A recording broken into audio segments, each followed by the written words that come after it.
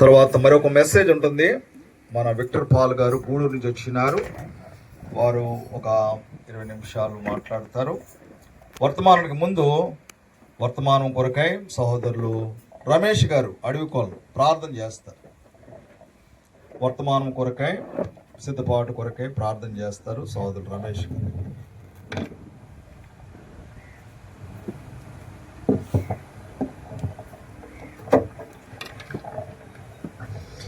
ప్రభువా పరిశుద్ధుడా,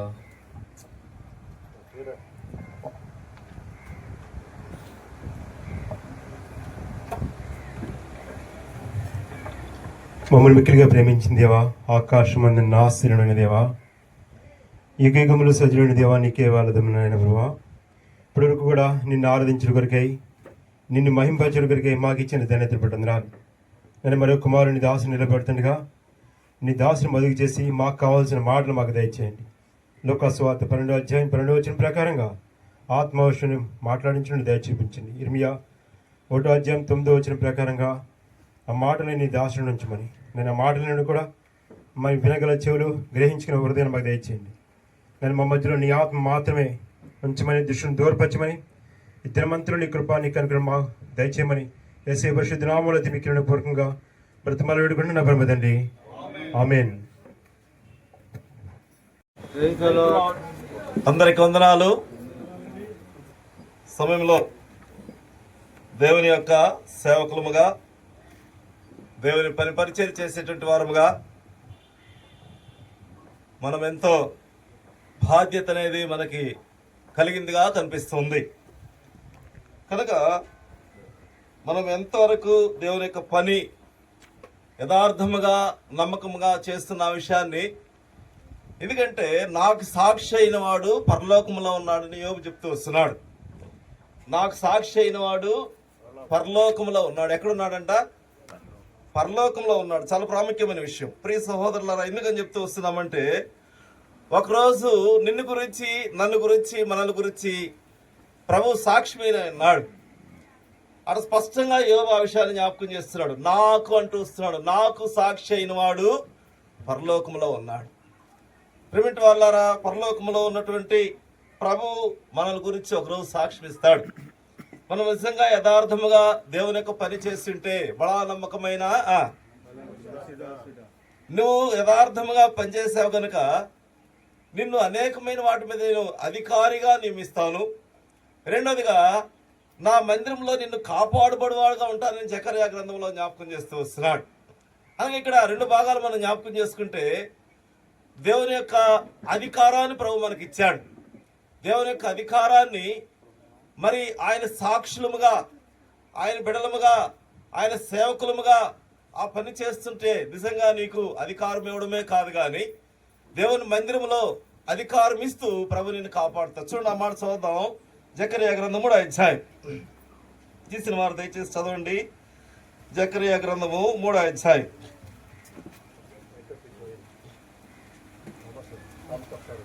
జకర్యా గ్రంథము 3వ అధ్యాయము 7వ వచనం.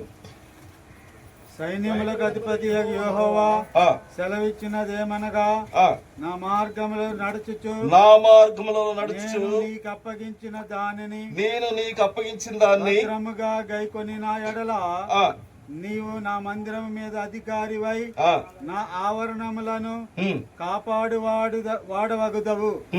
మరియు ఇక్కడ నిలువబడు వారికి కలిగినట్లు నా సన్నిధిని నిలిచి. సహోదరులారా, అర్థమవుతుందా? సేవకులుగా ఉన్నటువంటి దేవుని బిడ్డలారా, ఇక్కడ స్పష్టంగా జకర్యా విషయాన్ని జ్ఞాపకం చేస్తూ వస్తున్నాడు.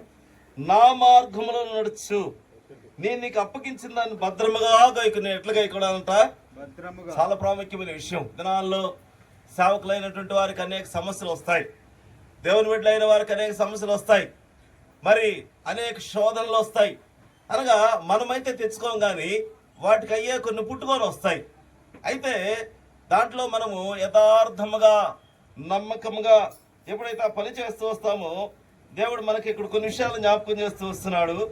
గైకొన్ని ఏళ్ళ నా మందిరం మీద అధికారివై ఉందువు. నా మందిరం మీద అధికారి నా మందిరం అంటే విచ్ ఇస్ దట్ మందిరం? మీరు చెప్పాలి, ఏ మందిరం అది? ఆత్మ సంబంధమైన సజీవురాలని పేతురు పత్రికలో పేతురు జ్ఞాపకం చేస్తూ వస్తున్నాడు. పేతురు రాసిన పత్రికలో తీద్దులేండి. ఆత్మ సంబంధమైన సజీవరాళ్ళు అనగా సజీవరాయి ఎప్పుడు కూడా బ్రతికే ఉంటుంది కానీ చనిపోయే రాయి కాదు. అది అర్థమవుతుందా? అది ఎప్పుడు కూడా లివింగ్ స్టోన్ అనగా దేవుని బిడ్డలైనటువంటి వారు, విశ్వాసులైనటువంటి వారు, వారిని పరిపాలించేదానికి, వారిని నడిపించేదాని కొరకు ప్రభు నిన్ను ఒక సేవకుడుగా ఏర్పాటు చేశాడంటే నిజంగా అది it is great thing, great privilege also. ఇది గొప్ప ఆధిక్యత. అయితే ఈ యొక్క ఆత్మ సంబంధ సజీవరాయి కొన్ని మరి లోబడే రాళ్ళు ఉంటాయి, లోబడని రాళ్ళు ఉంటాయి, వ్యతిరేకించే రాళ్ళు ఉంటాయి, మరి మనం ద్వేషించే రాళ్ళు ఉంటాయి. రాయి అంటే దేవుని యొక్క మరి బిడలకి జ్ఞాపకం చేయబడుతూ వస్తుంది. అది తర్వాత చెప్తా వీలైతే, ఎందుకంటే మనకి ఇచ్చిన సమయం 20 నిమిషాలే కాబట్టి 20 నిమిషాల లోపల పూర్తి చేయాలి. కనుక ఆ యొక్క బలహీనమైనవి ఉంటాయి, బలము కలిగినవి ఉంటాయి. వాటిని మనం ఏ రీతిగా పరిపాలించాలో లేకపోతే ఏ రీతిగా నడిపించాలనే విషయాన్ని మనం జ్ఞాపకం చేసుకుంటే అన్నిటినీ సమాన స్థాయిలో తీసుకోవాలి. అర్థమవుతుందా? అందుకని పేతురుతో ప్రభు మాట్లాడుతూ వచ్చాడు. తను నువ్వు ప్రేమిస్తున్నావా పేతురు అని ప్రభు మొదటిసారి అడుగుతూ వచ్చాడు. పేతురు ప్రభు దానికి సమాధానం ప్రభుతో మాట్లాడుతూ చెప్పినటువంటి మాట అంటే, ప్రభా నిన్ను ప్రేమిస్తున్నాను ప్రభు అంటూ వచ్చాడు. మరి పేతురు ఎట్లా ప్రేమిస్తున్నాడో ప్రేమించడం లేదా అనే విషయం ప్రభువుకు తెలుసు. కనుకనే he was question 3 times to Peter అనగా రెండోసారి కూడా అడుగుతూ వచ్చాడు. రెండోసారి కూడా అడిగినప్పుడు నేను నిన్ను ప్రేమిస్తున్నాను ప్రభు అని చెప్తూ వచ్చాడు. మూడోసారి పేతురుని తిరిగి మళ్ళా అడుగుతూ వచ్చాడు. అక్కడ ఒక విషయం మనం గమనించాలి. ఏ విషయం గమనించాలంటే, మొదటిసారి నా మందన కాయి, నా మందన మేపు అన్నాడు. రెండోసారి రివర్స్ లో చెప్తూ వచ్చాడు, నా మందన మేపు, నా మందన కాయి అంటూ వస్తున్నాడు. ప్రియమైన వారలారా, చాలా ప్రాముఖ్య విషయం. ఎంతవరకు మనం నమ్మకంగా యథార్థముగా దేవుని యొక్క పని చేస్తూ వస్తున్నాము. నిజంగా నీకు సాక్షి అయిన వాడు పరలోకంలో ఉన్నాడనే విషయాన్ని నువ్వు గ్రహించి నువ్వు కానీ ఆ భయభక్తులతో దేవుని యొక్క పని పరిచర్యను నమ్మకంగా చేస్తే ప్రభు నీకు గొప్ప అధికారము లేకపోతే దేవుని యొక్క ఆ యొక్క పరలోక రాజ్యంలో మరి నీకు బహుమానము చేతమని 2 భాగాలు రాయబడుతూ వస్తుంది. అర్థమవుతుందా? 2 భాగాలు బహుమానం అంటున్నాడు ప్రకటన గ్రంథంలో, జీతం అంటూ వస్తున్నాడు. ఈ 2 అవార్డ్స్ ప్రభు ఒకరోజు నీకు ఇవ్వనే అన్నాడు. ఎప్పుడు ఇస్తాడు? అది అందరికీ ఇవ్వడు. సేవకులు అనేవాళ్ళు చాలా మంది ఉన్నారు, రకరకాలైనటువంటి సేవకులు ఉన్నారు. అయితే యథార్థముగా దేవుని పనిచేసేటువంటి సేవకులు లేవు. అందుకనే ఆయన కనుదృష్టి తావి చెప్తూ వస్తున్నాడు దినవృత్తాంతంలో, నా కనుదృష్టి లోకమంతా కూడా సంచరిస్తూ వస్తుంది. నువ్వు ఎట్లా చేస్తున్నావో చూస్తున్నా, నేను ఎట్లా చేస్తూ వస్తున్నా, ఇది అందరికీ చెప్పాను, నాకు వినేటువంటి నీకు. పేమెంట్ వల్ల చాలా ప్రాముఖ్యమైన విషయం. నేను నిజంగా నమ్మకంగా చేస్తున్నామని చెప్పేసి నీ కాన్షియన్స్, నీ మనసాక్షి నీ మీద ఏ పరిస్థితుల్లో కూడా అనగా నమ్మకంగా చేస్తుంటే అదే నీకు చెప్తాను. అందుకనే చెప్తూ వస్తున్నాడు ఇక్కడ, నా మందిరంలో అధికారివై నా ఆవరణంలో కాపాడబడువాడు వధువు. నా ఆవరణం అంటే దేవుని యొక్క మందిరానికి సాదృశ్యం, దేవుని యొక్క పరలోకపు గౌనికి సాదృశ్యం. అందుకనే పేతురుతో ప్రభు చెప్పినటువంటి మాట, నన్ను ప్రేమిస్తున్నావు అని 3వసారి అడిగినప్పుడు పేతురు ఏమయ్యాడు? మీరు చెప్పాలి. ఇప్పుడు ఏమవుతూ వచ్చాడు? వ్యసన పడ్డాడు. వ్యసన పడ్డమంటే నలిగిపోయాడు, కరిగిపోయాడు, తనతో నలగొట్టుకుంటూ వచ్చాడు. దేవుని సేవ, దేవుని యొక్క పరిచర్లో ఇలాంటి అనుభవంలో నువ్వు నిజంగా ఉంటే యువర్ ఒరిజినల్ గాడ్స్. కరిగిపోవాలి. ఎందుకంటే పేతురు ప్రభువుని ప్రేమిస్తున్నాడు లేదో ప్రభువుకు తెలుసు. అర్థమవుతుందా? ప్రభువుకి నిజంగా తెలుసు ఎంతవరకు ప్రేమిస్తున్నాడు, ఎంతవరకు ద్వేషిస్తూ వస్తున్నాడు. అనగా పేతురు ద్వేషిస్తున్నాడు అనే సాదృశ్యంగా ప్రభు విషయంలో 3 సార్లు బొంకుతూ వచ్చాడు. బొంకాడు, బొంకలేదా? ప్రిమిట్ వాళ్ళ మనం చేయడం లేదా పని? మనం అన్నిట్లో యథార్థముగా ముందుకు పోతూ వస్తున్నామని మన కాన్షియన్స్ మనకు చెప్పగలుగుతుందా? ప్రిమిట్ వాళ్ళ మనం పరీక్షించుకుంటే. అందుకనే 78వ కీర్తనలో ఒక మాట రాస్తూ వస్తున్నాడు. 78 చూడండి, ఇక్కడ ఈ మాట చూసుకొని మనం అక్కడికి వెళ్దాం. మరి ఇక్కడ నిలవబడు వారికి కలిగినట్లు నా సన్నిధి నిలిచి భాగ్యము నీకు. ప్రిమిట్ వాళ్ళ చాలా ప్రాముఖ్య విషయం. నా సన్నిధి అంటే దేవుని సన్నిధి, పరలోకములో ఉన్నటువంటి సాక్ష్యాన్ని ప్రభు నిన్ను గురించి సాక్ష్యం ఇవ్వబోతూ వస్తున్నాడు. యోబు ఆ విషయాన్ని జ్ఞాపకం చేస్తూ వస్తున్నాడు. ప్రిమిట్ వాళ్ళారా, చాలా ప్రాముఖ్యమైన విషయం ఇక్కడ జ్ఞాపకం చేయబడుతూ వస్తుంది. ఎందుకని చెప్తూ వస్తున్నామంటే చూడండి, యోబు గ్రంథము 19వ అధ్యాయం. యోబు గ్రంథము 19వ అధ్యాయంలో రాస్తూ వస్తున్నాడు ఆ మాట. 16వ వచనం అనుకుంటా. నాకు సాక్షి అయిన వాడు నేను నా పనివాని పిలువగా వాడేమి పలుకకుండానున్నాడు. నేను వాని బతిమాలవలసి వచ్చాను. నా ఊపిరి నా భార్యకు అసహ్యము. నేను కలిగిన 16వ అధ్యాయము 19వ వచనం. 16వ అధ్యాయం 19వ వచనం. ఇప్పుడు అర్థమవుతుందా ప్రియమంటే దేవుని సేవకులారా, దేవుని బిడ్డలారా, దేవుని పని చేసేటువంటి వారులారా, నీకు సాక్షి వాడు ఎక్కడున్నాడు? నీ మనసాక్షి కూడా నీ సాక్షి ఇస్తూ నువ్వు ఎంతవరకు పని చేస్తున్నావు, ఎంతవరకు దేవుని కొరకు నమ్మకంగా యథార్థముగా దేవుని యొక్క పని చేస్తూ వస్తున్నావో నీ మనసాక్షి కూడా, మన మనసాక్షి మన మీద నేరారోపణ చేయకూడదు. ఎందుకని చెప్తూ వస్తున్నావు? రెండో భాగంలోకి వెళ్తే నువ్వు నడిపించే సంఘానికి నువ్వు ఒక సాక్షిగా కూడా ఉండాలి. నడిపించే సంఘానికి నువ్వెవరు అంట? ఒక సాక్షి. ఎట్లా చెప్తూ వస్తున్నాం? యెషయా గ్రంథము 43వ అధ్యాయం. యెషయా గ్రంథము 43వ అధ్యాయం 10వ వచనం. మీరు తెలుసుకొని నన్ను నమ్మి నేనే ఆయననని గ్రహించినట్లు మీరును నేను ఏర్పరచుకొనిన నా సేవకుడును నాకు సాక్షులు. పరలోకంలో ఉండే ప్రభు ఏం చెప్పాడు మీరు చెప్పాలి. మీరు పరలోకముందున్నవారు మీకు ఏం చెప్పాడు అక్కడ మీరు చెప్పాలి. మర్చిపోకూడదు. 19వ అధ్యాయము నాకు సాక్షులు అంటే నాకనే ఎవరు జ్ఞాపకం చేయబడుతుంది మీరు చెప్పాలి. Right, very good. దేవుని గురించి చెప్తూ వస్తుంది. నాకు సాక్షులు మనమందరం కూడా ఎవరు? ఆయనకి మీరు చెప్పాలి. ప్రభువుకి సాక్షులు. ప్రభు చెప్తూ వస్తున్నాడు. ఆ సాక్ష్యము మనం కలిగినటువంటి వారముగా ఇక్కడ ఇశ్రాయేలు ప్రజల విషయంలో ప్రభు జ్ఞాపకం చేస్తూ వస్తున్నాడు. 43వ అధ్యాయం 10వ వచనంలో చూస్తే మీరును నేను ఏర్పరచుకున్న నా సేవకుడు నాకు సాక్షులు. మీరును అంటే మనం చూపిస్తుంది. అర్థమవుతుందా ప్రియమైన వాళ్ళారా? నువ్వు నేను మనం అందరం కూడా వ్యక్తిగతంగా నీకు నీవే సాక్షి. ఇది ఇండివిజువల్ విట్నెస్. నేను ఇప్పుడు ఉదాహరణకు చెప్పాలంటే ఎదుటి వ్యక్తి నేను ప్రేమించలేకపోతే ఆ ప్రేమించలేనటువంటి స్థితి నన్ను గురించి నా మనసాక్షి నాకు సాక్ష్యం ఇస్తుంది. అర్థమవుతుందా? ఎందుకని చెప్తూ వస్తున్నాం? నిన్ను వలె నీ పొరుగువాన్ని ప్రేమించమని అనేక సందర్భాల్లో ప్రభు జ్ఞాపకం చేస్తూ వస్తున్నాడు. ఆజ్ఞల్లో కూడా ప్రధానమైన ఆజ్ఞ అనే విషయాన్ని నిర్గమకాండంలో జ్ఞాపకం చేస్తూ వస్తుంది. ఎందుకంటే మొదటగా నీ యొక్క మనసాక్షి మీద దోషారోపణ చేయకూడదు. నేను నిజంగా ప్రభువుని ప్రేమిస్తున్నాను, నా సంఘాన్ని నేను ప్రేమిస్తున్నాను. మరి నన్ను ద్వేషించేవారిని కూడా ప్రేమించాలా? ప్రేమించకూడదు? మీరు చెప్పాలి. ఖచ్చితంగా ప్రేమించాలి. అందుకనే లోకాసు సువార్తలు చెప్తూ వస్తున్నాడు, మీ శత్రువులను ప్రేమించుడి, వారి కొరకు ప్రార్థన చేయుడి, వారికి భోజనం పెట్టండి. భోజనం పెట్టడం కష్టమే కదా, ఏమన్నా నిజమే కదా? భోజనం పెట్టడం పెట్టాలా? ప్రేమింటి వాళ్ళు ఎందుకు చెప్తూ వస్తున్నామంటే నీకు సాక్షి అయిన వాడు ఎక్కడున్నాడంట? పరలోకంలో. రేపు అదే నేను తీసుకొచ్చి నీ పేరు పెట్టుకోండి అక్కడ. ప్రభు నిన్ను తీసుకొచ్చి ఆ సింహాసనం ముందు, ఆయన సింహాసనం మీద కూర్చుంటాడు, ధవళ సింహాసనం మీద కూర్చుంటాడు, నిన్ను పిలుస్తాడు, నీ పేరు పెట్టి బడా నమ్మకమైన మంచిది అవసరం రా, నీకు ఏర్పరచబడినటువంటి జీతాన్ని తీసుకో, బహుమానాన్ని తీసుకో. ప్రియమైన వాళ్ళ ఎవరికి ఇది ఉపయోగపడుతుందంటే దోస్ ఆర్ గాడ్స్ సర్వెంట్, ఎవరైతే దేవుని సేవకులుగా పనిచేస్తున్నారు. కాబట్టి ఇప్పుడు వ్యక్తిగతంగా నేనే నా మనసాక్షి నా మీద దోషారోపణ చేయ. రెండో భాగంలోకి వెళ్తే నువ్వు పనిచేసేటువంటి సంఘంలో కూడా నీ యొక్క సాక్ష్యము చాలా చక్కగా ఉండాలి. ఎందుకని? నా సేవకుడు కాంగ్రిగేషన్ చెప్పేటువంటి మాట, యథార్థవంతుడు, నమ్మకమైన వాడు, దేవుని పని పరిచర్య చక్కగా చేసేటువంటి వాడు, అందరినీ సమాన స్థాయిలో ప్రేమించేటువంటి వాడని ఆ యొక్క సంఘం నేను గురించి సాక్ష్యం ఇవ్వాలి. మూడవ సాక్ష్యం దేనికి సాదృశ్యం తెలుసా? నువ్వు చుట్టుపక్కల ఉన్నటువంటి సమాజానికి సాదృశ్యం. చుట్టుపక్కల ఉన్నటువంటి సమాజం కూడా మనల గురించి మంచి సాక్షి. ఎందుకు చెప్తూ వస్తున్నామంటే ఇక్కడ ఇశ్రాయేలు ప్రజల విషయంలో ప్రభు చెప్తూ వస్తున్నాడు. ఇక్కడ మీరును నేను ఏర్పరచుకున్న నా సేవకుడును నాకు సాక్షులు. వాళ్ళారా, ఈ మాట 44:8 రాస్తున్నాడు. ఇదే మాట 13వ అధ్యాయంలో కూడా రాస్తూ వస్తున్నాడు. 13వ వచనంలో కూడా రాస్తూ వస్తున్నాడు. 12వ వచనం, ప్రకటించిన వాడు నేనే, రక్షించిన వాడు నేనే, దాన్ని గ్రహింపు చేసిన వాడు నేనే, ఏ అన్య దేవతయు మీలో ఉండలేదు, మీరే నాకు ప్రేమిటి వాళ్ళారా. ఎందుకని చెప్తూ వస్తున్నామంటే ఒకరోజు ప్రభు మనం నిలబడినాయి.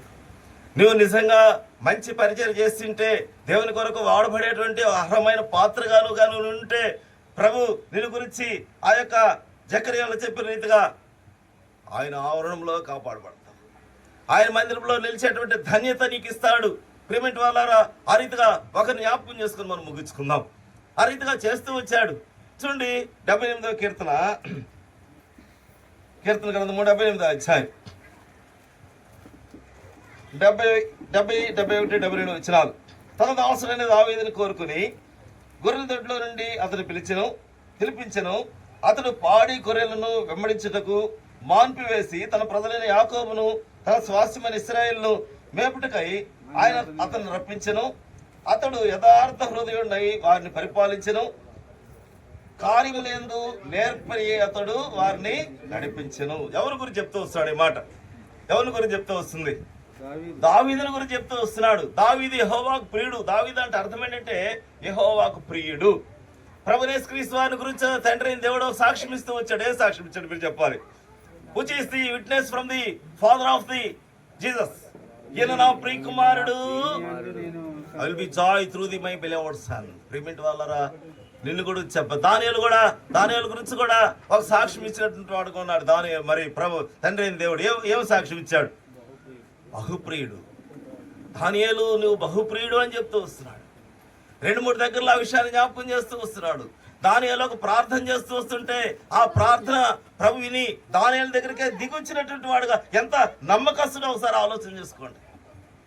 నువ్వు చేసేటువంటి ప్రార్థన, నువ్వు చేసేటువంటి పరిచర్య, ప్రభు కొరకు వాడబడేటువంటి ఆ యొక్క అర్హత ఎప్పుడైతే ఆ రీతిగా యథార్థంగా చేస్తూ వస్తామో దేవుడు దానియేలు దగ్గర దిగిచ్చినట్లుగా 9వ అధ్యాయం, నేను నీకు కూడా చెప్పను ఇప్పుడు, 9వ అధ్యాయాలు రాస్తూ వస్తున్నాడు. ఆయన దిగి వచ్చినాడు అక్కడికి. మన ప్రార్థన అంత బలం కలిగిందిగా ఉండాలి. దేవుని సేవా పరిచయం అంత బలముగా చేసేటువంటి వారముగా ఉండాలి. దేవుని కొరకు వాడబడేటువంటి అర్హమైన పాత్రలుగా మనం ఉండాలి.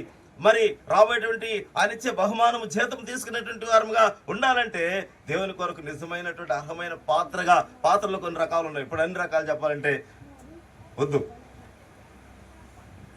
ప్రభు కొరకు అర్హమైనటువంటి ప్రార్థన, యజమానుడు వాడుకునే అర్హమైన పాత్ర, ఇట్ ఈస్ క్వాలిఫైడ్ వెజల్. క్రిమిటి వాళ్ళు ఇది చెప్తూ వస్తున్నామంటే ఆ రీతిగా దావీదు ఉంటూ వచ్చాడు. అందుకని ఇక్కడ దావీదు ఎక్కడున్నాడు ఈ భాగంలో చూస్తే మీరు చెప్పాలి. ఈ భాగంలో చూస్తే దావీదు ఎక్కడున్నాడు? గొర్రెల దొడ్లో చో అనుకుంటున్నాడు ఒకవేళ. కానీ ఎవరిని పంపాడు? దావీదు గృహానికి ఎవరిని పంపిస్తూ వచ్చాడు? సమూయేలు పంపించాడు. పలాని వాడు ఉన్నాడు, పోయి పిలుసురా అంటే పేరు చెప్పలా. ప్రభు ఆ యొక్క సమూయేలు వెళ్తూ వచ్చాడు. యెషయా వచ్చాడు.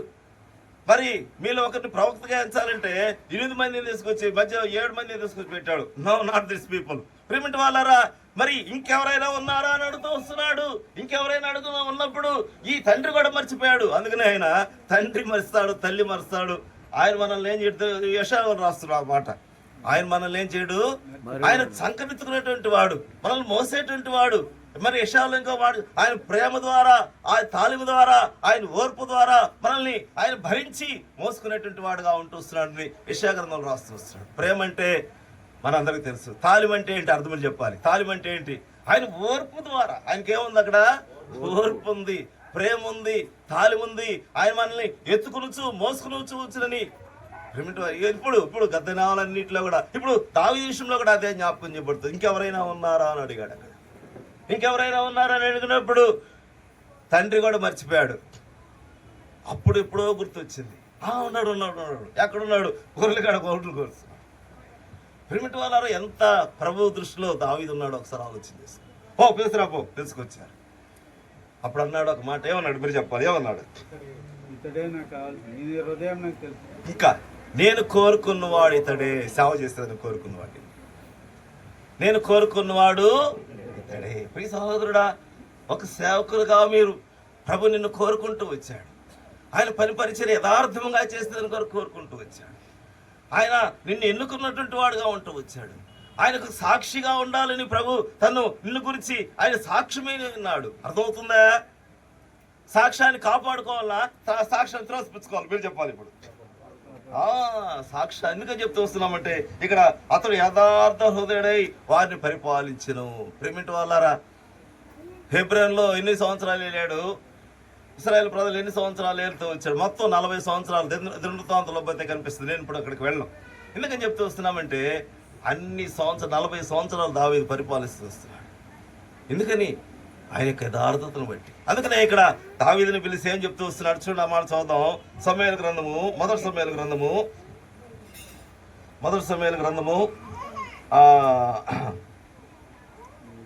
16వ అధ్యాయం. మొదటి సమూయేలు గ్రంథము 16వ అధ్యాయము 12వ వచనం. అతడు వాని పిలువనంపించి లోపలికి తోడుకొని వచ్చెను. అతడు ఎర్రని వాడును చక్కని నేత్రములు గలవాడును చూచుటకు సుందరమైన వాడునై ఉండెను. అతడు రాగానే నేను కోరుకున్న వాడితడే. చూసారా ప్రియమైన వాళ్ళరా, దావీదునే కోరుకున్నాడా? నిన్ను నమ్మల్ని కూడా కోరుకుంటూ వచ్చాడు. మీరు చెప్పాలి. కోరుకోకపోతే ఈ పరిశుద్ధ గ్రంథమైన బైబిల్ మన చేతిలో ఉండదు. రెండోది, ఒక సేవ పరిచర్య ప్రభు మనకిచ్చాడంటే దావీదుని అట్లా కోరుకుంటూ వచ్చాడు. ప్రభు నిన్ను కూడా కోరుకుంటూ వచ్చాడు. ఆ కోరుకున్నటువంటి దావీదు ఎటువంటి వాడుగా ఉన్నాడంట? యథార్థ హృదయుడై వారిని పరిపాలించని చెప్తూ వస్తున్నాడు. వారిని అనగా నీకు ఇచ్చిన సంఘాన్ని పరిపాలించేదానికి జ్ఞాపకం చేయబడుతూ వస్తుంది. దావీదు అనగా ఇశ్రాయేలు ప్రజలు పరిపాలిస్తూ వచ్చాడు.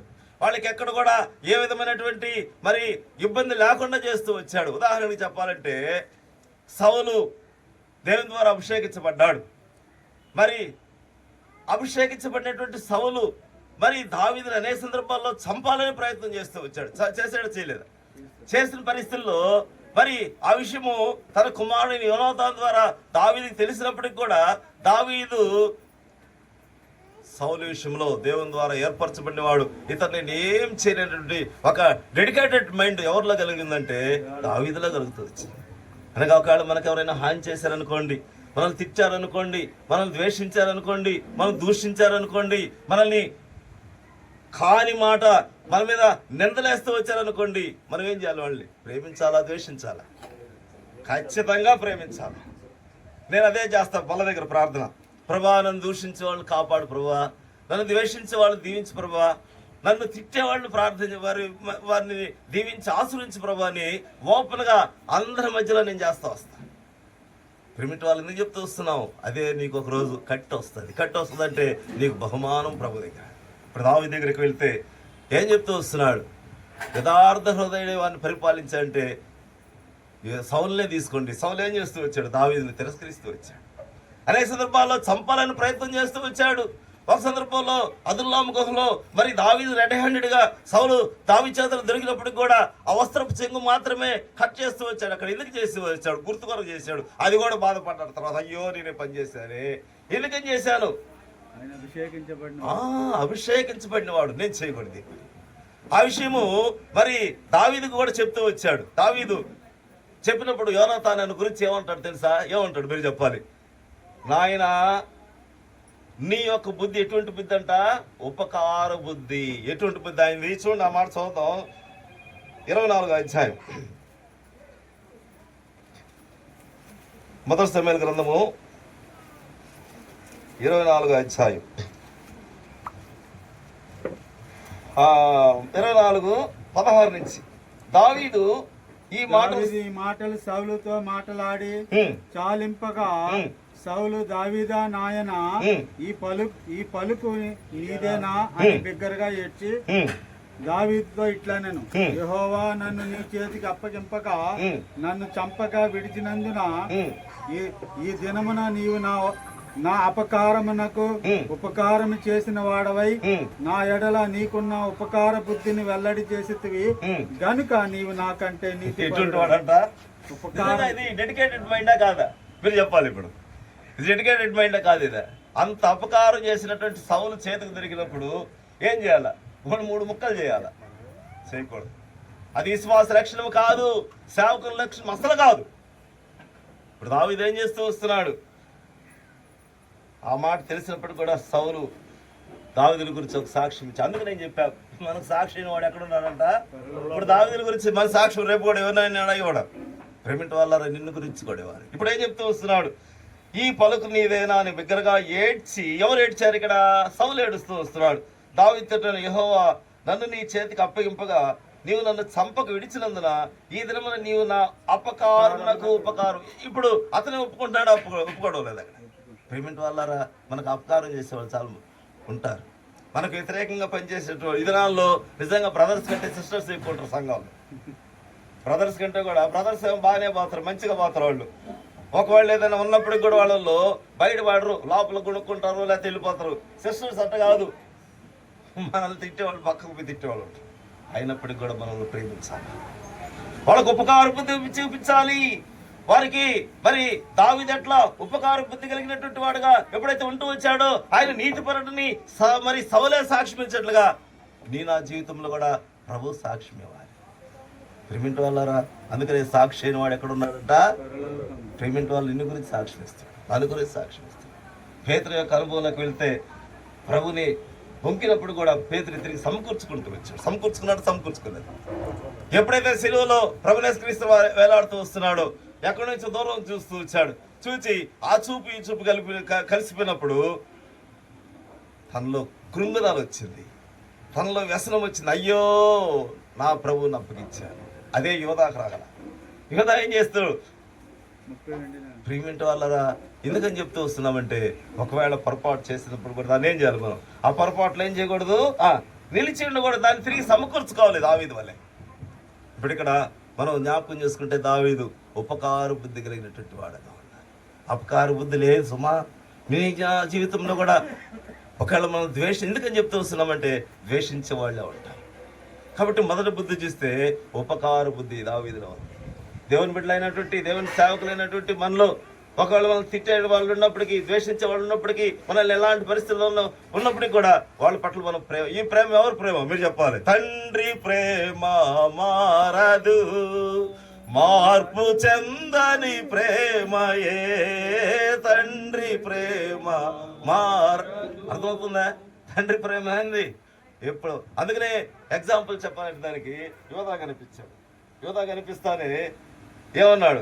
నువ్వు ఆయన ఇంత పని చేసావురా, నీ మొహం నేను ఎటు చూసేదరా, నువ్వు దూరంగా పోరా పక్క అల్లా. ఏమన్నాడు? చెలికాడా. చెలికాడా అంటే అర్థం ఏంటి? స్నేహితుడా. ప్రేమిట వాళ్ళారా, పిలవగలవా? పిలిస్తే అని నిజంగా నువ్వు సేవ ఆ కార్యము నెరవేర్స్తేనేమో the god servants before the lord. అది లేకపోతే అందుకని చెప్పాడు, బడా నమ్మకమైన అనేకమైన వాటి మీద నేను అధికారంగా అనిపిస్తాను. ప్రేమిట రెండో బుద్ధి చూద్దాం. ఇది ఉపకార బుద్ధి. ఇది అనగా దావీదులో ఏ బుద్ధి ఉంది ఇక్కడ? ఉపకార బుద్ధి. మోషే దగ్గరికి వెళ్తే అదృశ్యాన్ని చూస్తున్నటువంటి ఆయనకు ఒక బుద్ధి ఉంది. చూడండి, ఫరో కుమార్తె అనిపించుకోలేదని అతను ఒప్పుకోలే. హెబ్రీయులకు రాసిన పత్రిక 11వ అధ్యాయం. హెబ్రీయులకు రాసిన మనకు ఉండవలసినటువంటి లక్షణాన్ని జ్ఞాపకం చేస్తూ వస్తున్నా. హెబ్రీయులకు రాసిన పత్రిక 11వ అధ్యాయం చదువు.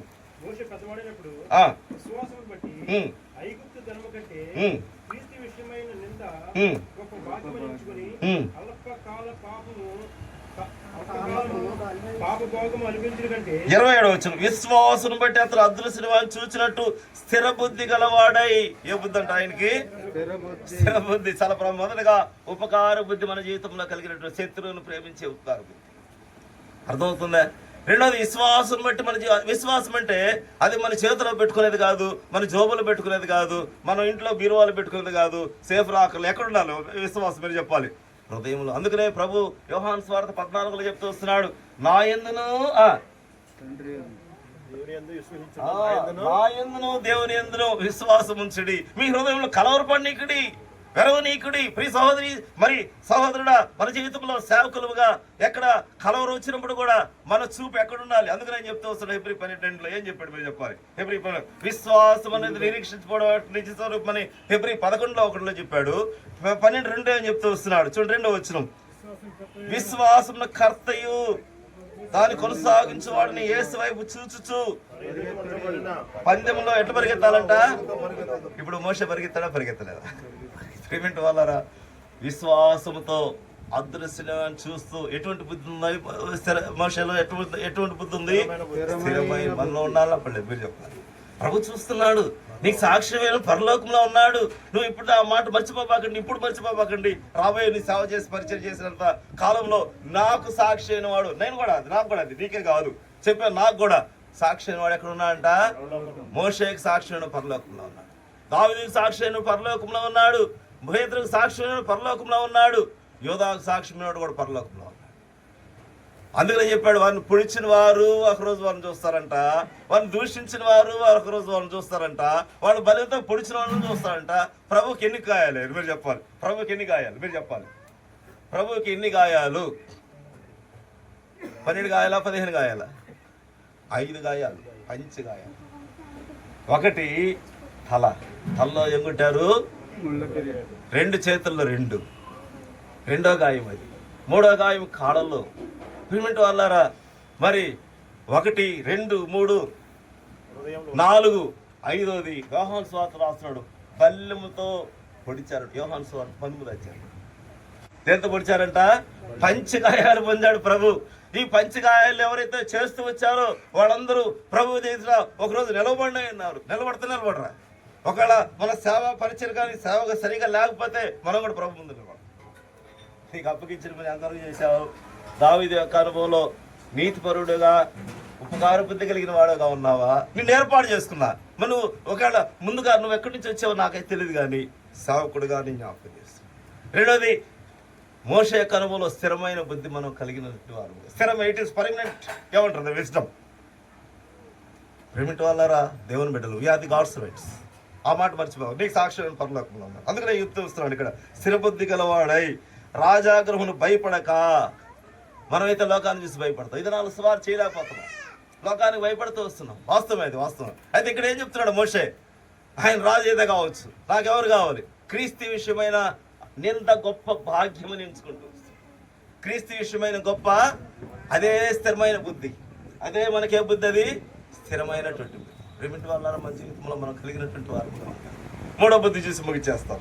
మూడో బుద్ధి ఎవరి బుద్ధి మీరు చెప్పాలి? శ్రేష్టమైన బుద్ధి ఎవరిది? శ్రేష్టమైన బుద్ధి ఎవరిది? శ్రేష్టమైన బుద్ధి ఎవరిది? దానియేలు. శ్రేష్టమైన చూడండి, అమ్మ చదువుకొని నేను ముగిచేస్తున్నాను. ఎక్కడ రాశాడు మీరు చెప్పాలి?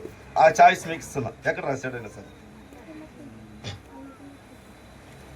మొదటి బుద్ధి ఏంటి? What is first? ఉపకార బుద్ధి. Right, very good. రెండో బుద్ధి స్థిర బుద్ధి. శ్రేష్టమైన బుద్ధి ఎక్కడ రాశాడు మీరు చెప్పాలి? దానియేలు గ్రంథంలో నేను సగం చెప్పేశాను.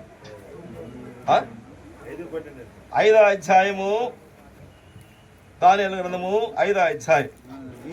ఈ దానియేలు శ్రేష్టమైన బుద్ధి గలవాడై కళలు తెలియజేయుటకును మర్మములు బయలుపరచుటకును కఠినమైన ప్రశ్నలకు ఉత్తరమిచ్చుటకును జ్ఞానమును తెలివి గలవాడుగా. 12వ వచనం మొదటి భాగం చాలు బ్రదర్. ఈ దానియేలు శ్రేష్టమైన బుద్ధి గలవాడై. చాలు. ఎటువంటి బుద్ధి? ఇప్పుడు మనం 3 బుద్ధులు చూస్తూ వచ్చాం. మనం అనుకోవచ్చు, ఏందా ఆడాండి వచ్చి మాకు బుద్ధి చూపిస్తున్నావు అంటే, నేను కూడా అర్థమైందా? మీకే కాదు, 2 అక్షరాలు కట్నం దేవుని వాక్యం అంటే. చెప్పేవాడు సరిగా ఉండి చెప్పకపోతే వాడు మెడ కింద పడిపోతాయి. వినేవాడు కూడా సరిగా దాన్ని అవలంబించకపోతే వెళుతూ కూడా అంతే.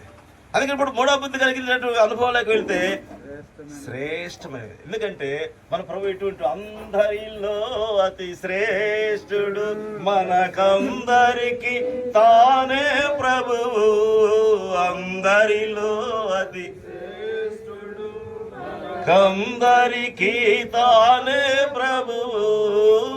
హల్లెలూయకు పాత్రుండు అనుదినము.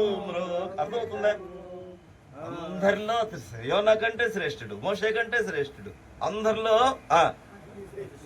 తనకంటే ఏంటి మనకు కావాల్సింది? అది శ్రేష్టమైన బుద్ధి కలిగినటువంటి ప్రేమిటి వారు. ఎక్కడో ఉన్నాడు దావీదు, తీసుకొచ్చాడు, ముందుకు వచ్చాడు, అభిషేకించాడు. నేను కోరుకున్నవాడు ఇతని అన్నాడు. నిన్ను కూడా ప్రభు కోరుకున్నాడు. దేని కొరకు కోరుకున్నాడు? నేను 5 రాళ్ళ గురించి చెప్పాలని వచ్చాను. నేను ఆ బ్రదర్ 20 నిమిషాలు చెప్పాడు. నా మధ్య ఆ బ్రదర్ తిడుతుంటాడు, ఎక్కువసేపు తీసుకుంటాడు. దానికి తగినట్టు ఈ బ్రదర్ కూడా చేశాడు. కరెక్ట్ 20 నిమిషాలు 5 రాళ్ళ గురించి చెప్పాలనుకున్నాను. చిక్కములో ఉన్నటువంటి రాళ్ళు 5 దావీదుకి దొరికినట్టు. దాంట్లో కంటిన్యూషన్ తీసుకురావాలని చూశాను. కానీ కుదరవద్దు. ఎందుకంటే ఏదైతే చెప్పారో దానికి లోపడాలి. అది కూడా చాలా ప్రాముఖ్యమైన బుద్ధి.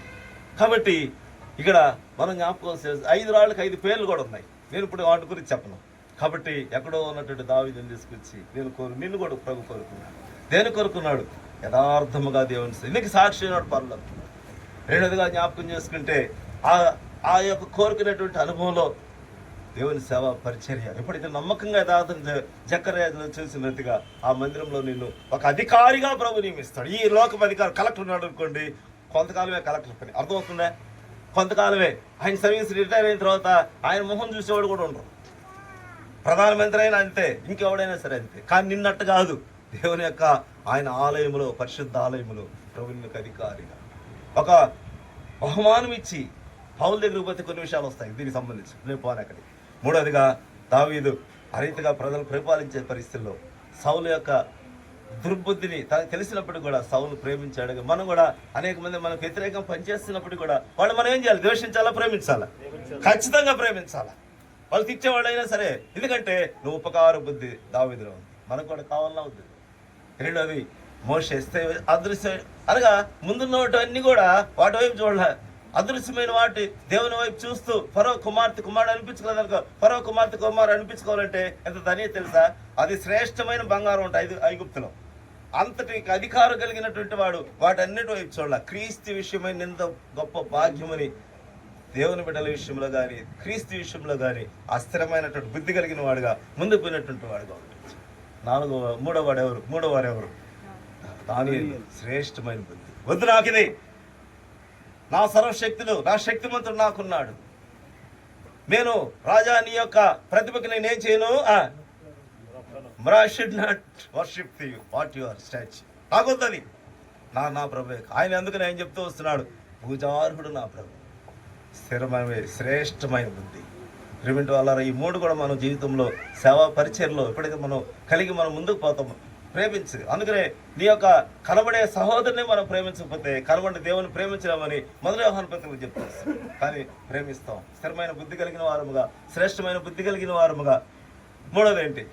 ఉపకారమైన బుద్ధి కలిగిన వారు. ప్రభు ఈ మాటలు దీవించగా మనము ఇండివిజువల్ ప్రేయర్స్కి వెళ్ళే ముందు శరణం విడిచి శరణం 161 పాట. ఎందుకంటే సమయాన్ని పాటిస్తున్నాం అనమాట. త్వరగా ముందుకు వెళ్ళాలి. 4 గంటలకల్లా 2 సెషన్లు ముగించుకోవాలి. Second session, first session.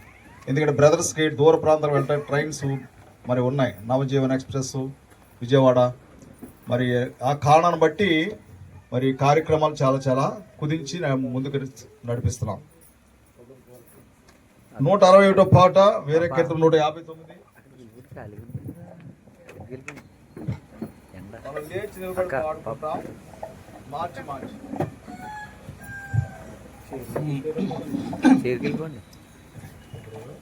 ప్రేమ గల మా